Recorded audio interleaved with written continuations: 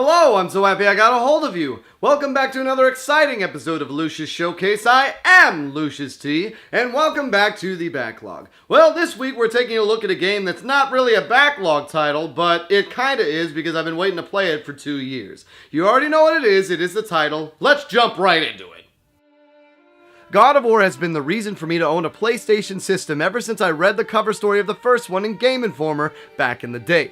I'm a huge fan of Greek mythology, and the whole series just appealed to me immensely. So when I finally got my PS3 in 2012, the first game I had to beat was God of War 3, which was a real series highlight. However, Ascension was a step back as they creatively wrote themselves into a corner. Prequels are always tricky things, and honestly, what else could they do? Kratos killed everyone.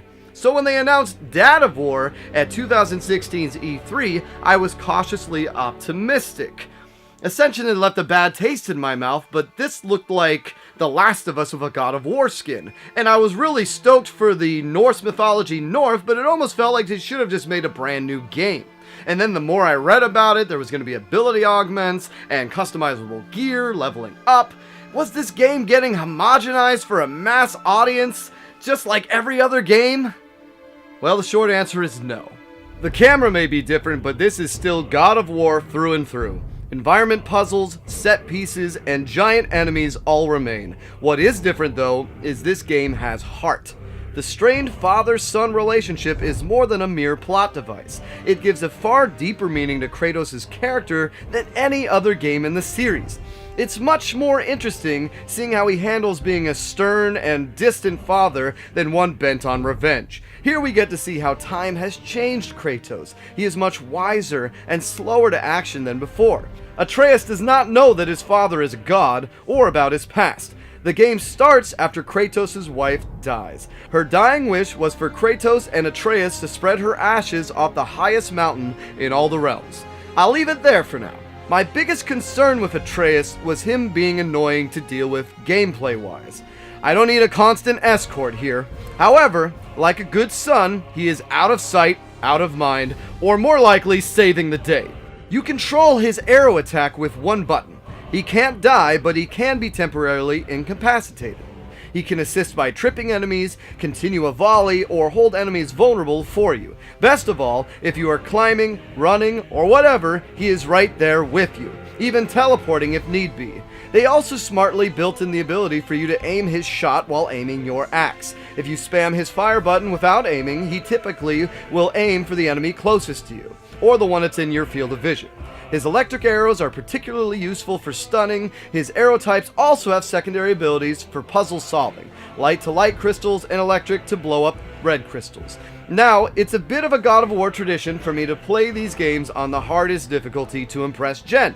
Well, I foolishly chose Give Me God of War, and damn, was it punishing. Enemies are smarter, Kratos is weaker. We're talking 1 to 2 shotted by even the weakest of enemies. Now, the truly difficult thing is the enemy's level up mechanic. Enemies will periodically glow purple and make themselves elite. They can do this once and at any point, though typically only after they take damage. Now, you can interrupt the cast with an axe throw or strong attack, but the window is very tight. So basically, you need to focus fire one enemy while ignoring all the others. This makes early game extremely difficult as one elite enemy can destroy you and you have yet to unlock any abilities and your armor is garbage. Now, once mob become elite, they can't be juggled or, more importantly, knocked off ledges as easily.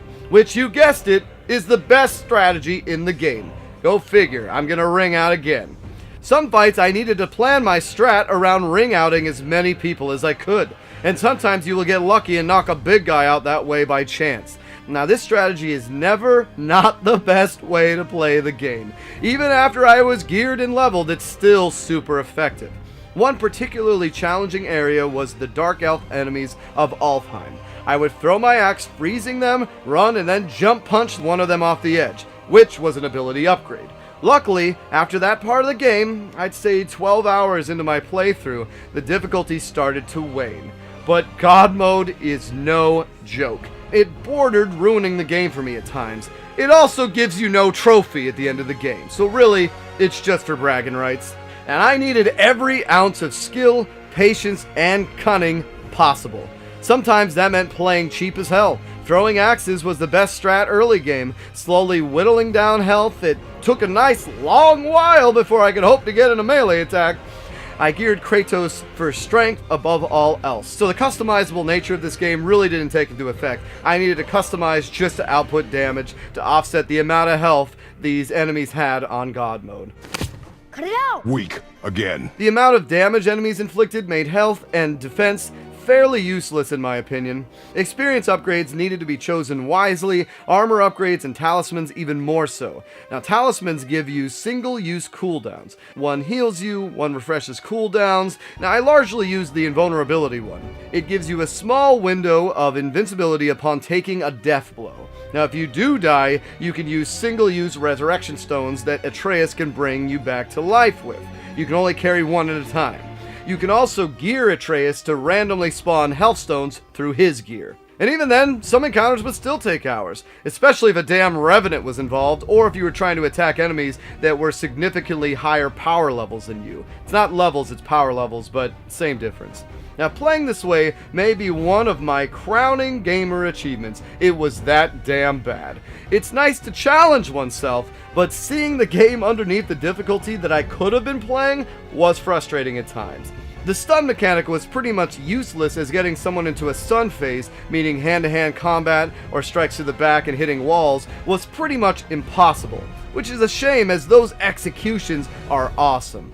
Definitely do not play this if you aren't prepared to adjust your playstyle and die a lot for a considerable amount of time. Now raising your power level is the fastest way to even the odds, so scraping for every piece of hack silver and wearing or purchasing higher level gear is key. No matter what the stats are, the higher the item level the better. Gear score mate, all about that gear score dough. And of course Spartan Rage is back, and it is far more useful this go round. It builds up slowly, but when unleashed it restores health in addition to making you pretty invulnerable. Deciding when to use it and also when to cancel out of it can be key. A lot of early fights were decided on Spartan Rage ringouts. Now the world is gorgeous and the lore is deep. The Norse gods aren't as front and center as the other games, which is a good thing. You feel their presence in the world, but you don't necessarily see them. Now I have a feeling Kratos will be dealing with this universe for quite some time, and I look forward to it. Spoilers to come here. Skip to this time code above to avoid, but I can't not talk about this. Now, the journey to the summit leads to Kratos having to face a lot of his past head-on. Not telling his son he is a god is proving fatal to Atreus' health. So much so that about 2/3 through the game, he needs to get something. And when this happened, I freaked. Because I knew what he was getting. Jen said I should dramatize it, so here we go. Your frost axe will be useless. You'll need to find something else. No way. They're not gonna do this. No way. Not this late in the game. No.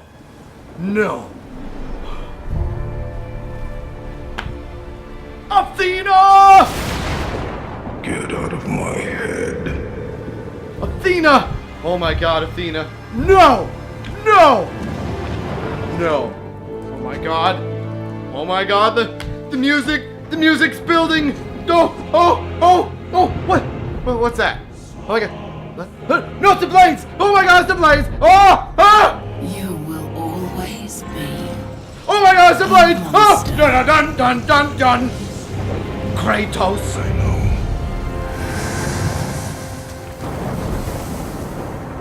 Alright, let's see what those Oh my god, the blades are in the game! Oh my god, you just play old school God of War in the new one! Oh my god! Oh, is this like it?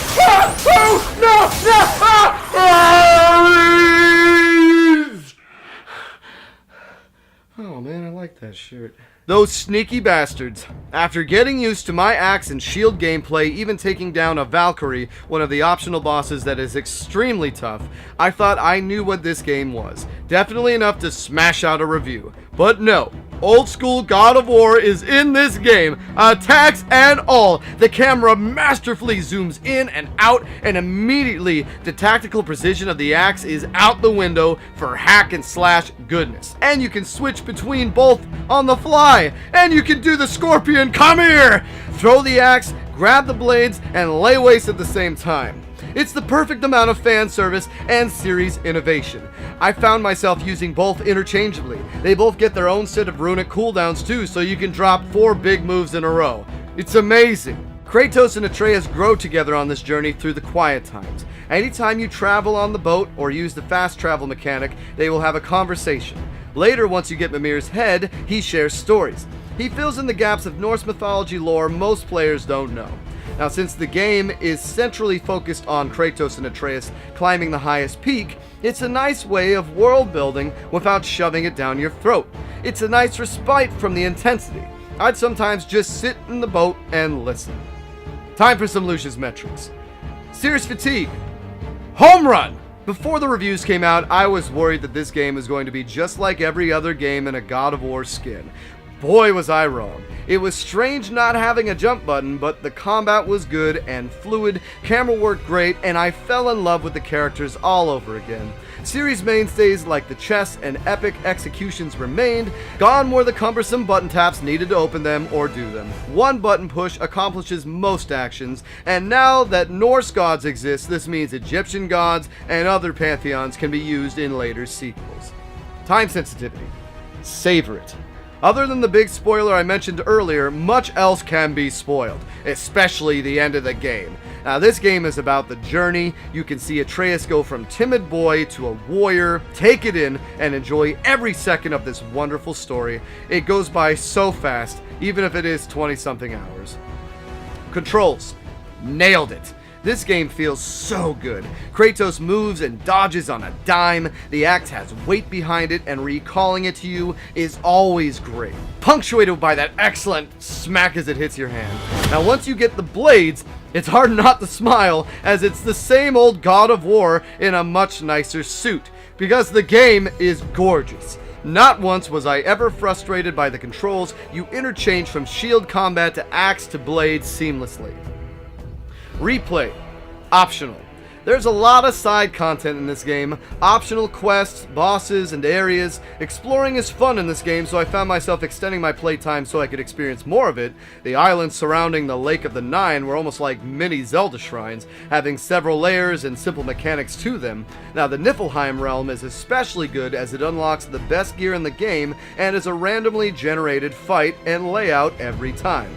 It's a decently long game and even longer on God mode because of deaths, so I'd say replay is more finishing the optional stuff rather than a fresh playthrough. Storytelling. AAA. This is some movie quality work here. Characters evolve, major plot points happen, and a mystery unfolds. This may have been the best part of the game. The combat is fantastic, but what I would expect from a God of War. The stories in the older games were always great because it was, oh look, that Greek myth reference, now let's kill it. This game is trying to climb a damn mountain, and all the trials and tribulations that come out of it. It has smashed Horizon Zero Dawn as my favorite PS4 game because there is no fluff in this game. It's all meat, baby. Difficulty for me to beat. Ridiculous. I think this goes without saying. Give Me God of War is one of the hardest challenges I've ever faced. It did eventually get easier, and only once I unlocked the Niflheim gear, so I'd say 20 hours into my playthrough. But a phenomenal challenge. If you like to wrestle with polar bears like they state, this mode is definitely for you. Santa Monica Studios took a huge risk on this game. I had no idea so many people disliked the God of War formula, saying it was too hack and slash, gratuitous, gory. I mean, to me that sounded like typical beta BS, but it had some merit because Sony had to be convinced to make this game. And thank God they did. Not only is it a phenomenal game on its own right, but it's a tremendous example of not only game innovation, but evolution, the likes of which harken back to Resident Evil 4. All Father be warned, the Ghost of Sparta is coming, and I can't wait to see more from this series. Taking all that into account from the perspective of a binge-playing game finisher, I give this my Lucious T recommendation of beat it. It's not on God mode. And there you have it. That's it for this week, guys. Thank you for joining me. What a wonderful, phenomenal game. Game of the Year candidate already. I mean, the only one I can think of that's going to upset it could be Red Dead 2, which just got a release launch as well. So this is going to be another one of those hell of a years. Hopefully a walking simulator doesn't win again with some people, but hey, you know, us guys that play real games, we know what really should win. So let me know if you've picked up God of War. Let me know if you've foolishly played it on God mode as well. Once again, I highly recommend starting on one of the other difficulties just because it is so hard that it kind of ruins the experience. Anyways, guys, as a reminder, I release a new video every Tuesday, and once again, it's been so nice getting a hold of you. Take care.